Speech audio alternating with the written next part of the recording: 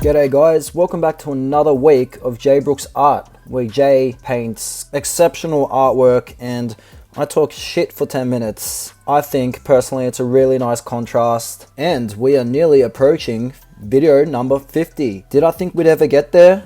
I had hope, I did. There has been a few stalls and breaks and inconsistency, but you know what? We're nearly there. It's not a sprint, guys, it's a marathon. Also, just want to fill you guys in, the structure of the videos have changed a little bit. There are no more intros anymore. This is due to a few reasons. A, it's pretty pointless and more time consuming. I have to go disturb Jay while he's painting to film an intro. B, while we took that 2-month break, he did send a majority of the paintings out to the buyers, so we didn't have them for the intro, so we thought don't include it. Not a big difference. Hope you guys don't mind. Now it's just getting straight into the video. That's great news, isn't it? Little about my week/weekend. On Saturday, I decided to wake up early and clean the house. But before I cleaned the house, one of my friends brought over an edible for me to sample and try out. And he did mention it's really strong, microdose, only taking small moderations. And I'm like, yeah.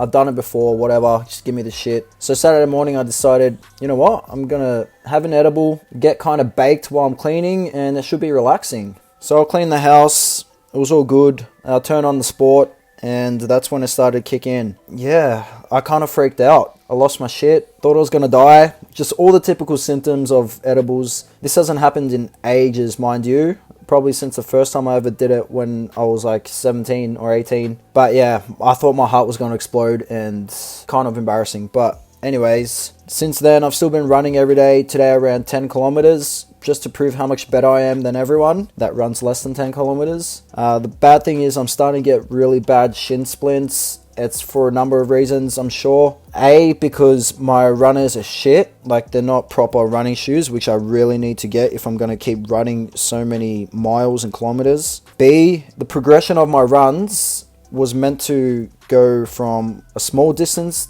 and I was meant to slowly increase it to a larger distance over a period of like a month. But when I started, I went too hard and ran too far. And yeah, it's fucking up my shins. But with summer coming up, I really don't want to take a break. You know, I'm trying to unfat myself. That's not really a word or expression, but I'm going to start saying that now. Unfat myself. Just in time for summer, because I don't want to be the fat kid at the beach with a shirt on while all my mates are having fun. Not that there's anything wrong with it. It's just personally, you know, I'd rather be confident. Okay. Good, that's all out of the way. I've told my life story. I hope you guys are still tuning in. So I was looking through more subreddits, and there's a few that I've had my eye on. I've been following these ones for a while. There's the subreddit called YSK, which stands for You Should Know. And it just pretty much has interesting facts and, I don't know, little tips. So today I'm going to read from the subreddit of You Should Know. I'm going to get straight into that. So you should know that until November 2000, military dogs were euthanized or abandoned after retirement. That is just fucked. However, you can now adopt one as a member of your family. That is so fucked. So they give their whole life to be a service to the military. They don't live a normal dog life. I'm sure they're treated really kindly, but they're literally given their whole life with no say in it. They don't get a say, and then they just get put down once they're done with. That's fucking disgusting. So apparently, you can now adopt one as a member of your family, which thank God. Before this time, service dogs were considered military surplus equipment. Oh, so the dogs are equipment. That's how they're seen. Oh, sorry, I fucking can't. I can't. And deemed unfit to adjust to civilian life. Okay, well, that does make sense. They have seen a lot of shit. It's like anyone who goes to war, they could suffer from PTSD and stuff, so it does make a little sense. But I don't think that should just be put down. These heroes were thrown away or put down instead of honored. President Clinton passed Robbie's Law in 2000, which allows handlers and their families first dibs at adopting military animals at the end of their useful service. The dogs are next offered to law enforcement, then adoptive families. There is currently a waiting list of civilians who want to give these veterans a loving home in which to retire. So that is great news. There's been an overwhelming feedback of people who wish to honor and give these dogs a nice, relaxing life in their retirement. So thank fuck for that. Another fact about military dogs, they usually hold a higher rank than their handler. This is to prevent the handler from mistreating their dog and is usually a sign of respect. So yeah, that is great how they have a higher rank, which means they can't be abused by their handlers. because that's the way it works in the military. They have levels of authority. Yeah, that is great. All right, another you should know. You should know that children should never be forced to give hugs, kisses, or any other affection to anyone, including family members. Now, I think that is great because as a young little boy, I hated kissing any of my family members on my lips. Whenever they'd ask for a kiss, I kiss them on the lips and wipe it off straight away. Because of this, my mum thought I would never kiss a girl because I'm disgusted by it, but I think it was more the fact that I was disgusted by kissing a family member on the lips, someone I'm related to, and this was as young as the age of 3, so I still won't kiss any of my family members on the lips. But it is true with children, they don't know how to say no, really. And this is what it reads. Teaching kids about bodily autonomy from an early age is crucial, and giving them the tools to politely, but firmly, say no. Critically, this must include parents and other family members, even if these people get their feelings hurt. Come on, grow up. How are you going to get your feelings hurt? It's a fucking child. This also applies to tickling. Holy shit. Oh my god. Tickling is a form of torture, no question about it. Yeah, it's like that is such, your body is betraying you with laughter, because everyone associates laughter with happiness and approval. But no, tickling hurts. I guess it hurts so much that it's funny. Ugh, hate being tickled. You should know a high percentage of Amazon's sales prices are fake markdowns. Like most retailers, Amazon relies on your perceived savings to trick you into thinking you're getting a deal. In most cases, the was price never happened, or was so brief it barely happened. This is why I never shop online. A, because I'm too impatient, I can't wait for the parcels to arrive. Like, I'm way too impatient, and I get anxiety that it's never gonna fucking come, and it's just a waste of money because so many shit gets lost in the mail and then there's nothing you can do about it. And I think that is a common tactic even in your local store. Marking prices down and the was price never happens. I think that's pretty common,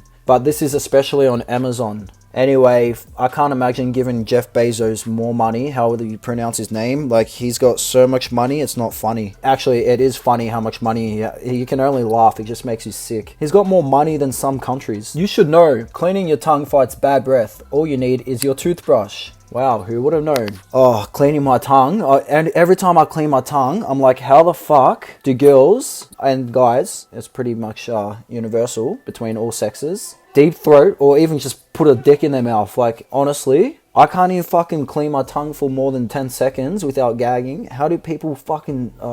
Anyway, I was never taught this growing up, but in addition to brushing your teeth and flossing, you should also be brushing your tongue, especially if you're prone to bad breath. You can just brush with your toothbrush or use a dedicated tongue scraper. Be mindful towards the back where it might trigger your gag reflex. You don't have to clean all the way back for this to help. You'd be surprised, you put your tongue out in the mirror and it actually is dirty and it's the color of pretty much the last thing you ate. So yeah, get scrubbing that tongue. And last one, you should know, movies and TV shows misrepresent drowning. In reality, most often there is no splashing or shouting.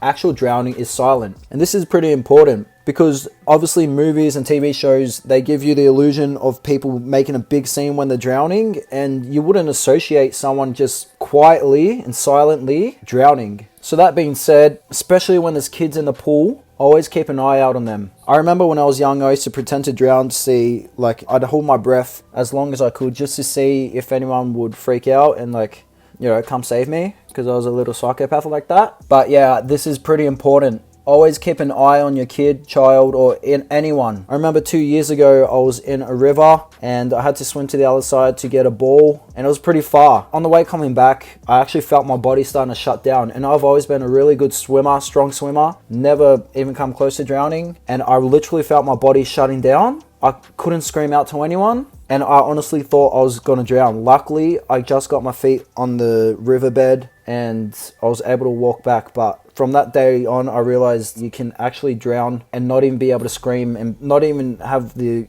physical capability to even panic and splash around. So, alright guys, I actually had a lot of fun doing this topic, and I'm going to do the other like life pro tips and life hacks, and you should know, I'm going to do them all together from now on. This is the 4th subreddit topic added to these videos, so I'm happy with that. As usual guys, the top 5 comments regarding the topic of this video will be featured at the end of the next video, so please do get commenting, and I'll see you guys in about 3 days. So thank you very much, and have a good night or day or morning or whatever. I don't care what time it is, just have a good day for me. All right, bye.